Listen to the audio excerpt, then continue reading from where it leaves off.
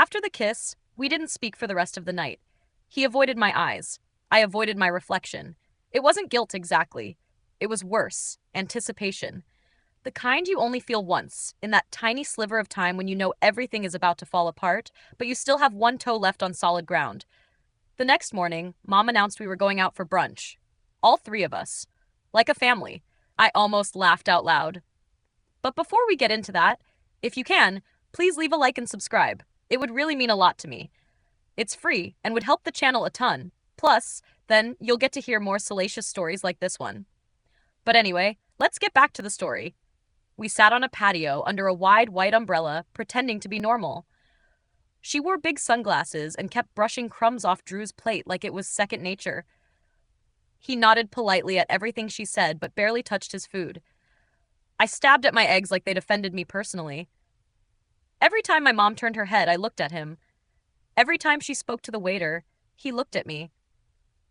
I could feel the heat under my skin, the secret pulsing between us like a bruise nobody could see.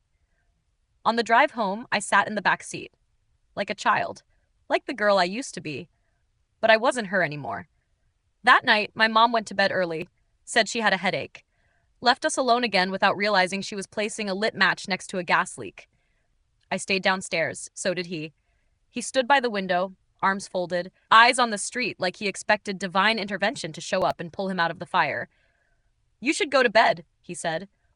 "You keep telling me that," I replied. He turned, and this time there was no hesitation. He crossed the room like he'd finally accepted it, whatever this was between us. He stopped inches away, breathing hard like he'd just run. "This is wrong," he said. "I know. This is your mother's house." "I know," he exhaled. "Then why can't I stop thinking about you?" I didn't answer. I didn't have to. We kissed again, harder, desperate, like we were trying to erase all the lines we'd spent weeks pretending existed. His hands framed my face, mine tangled in his hoodie. The kiss broke, just for a second.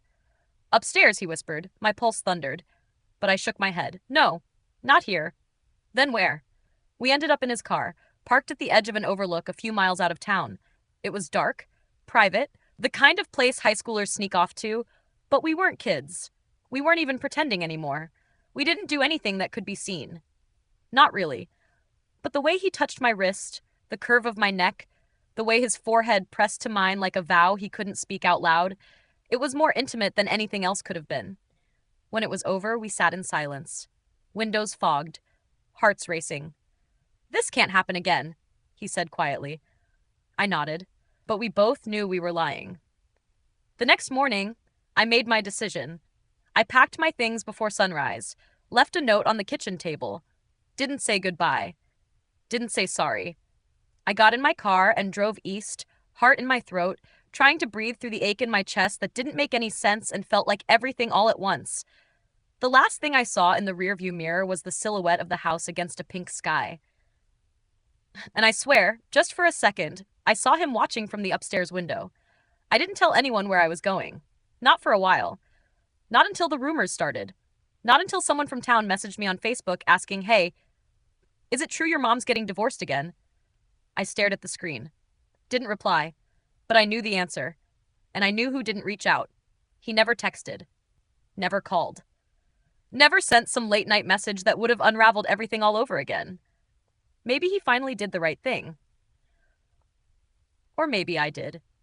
Months passed. I found a new job 2 states over. A studio apartment with a broken heater and a window that overlooked a diner. I dyed my hair, tossed my old journals, tried to forget. But some nights, when the city quiets down and the streetlights flicker, and the only sound is the buzz of a phone that doesn't ring, I think about that night, the kiss, the taste of whiskey and trouble, the way his voice broke when he whispered my name like it was a question he didn't want the answer to. And I wonder if he still thinks about me too. That's all for this story.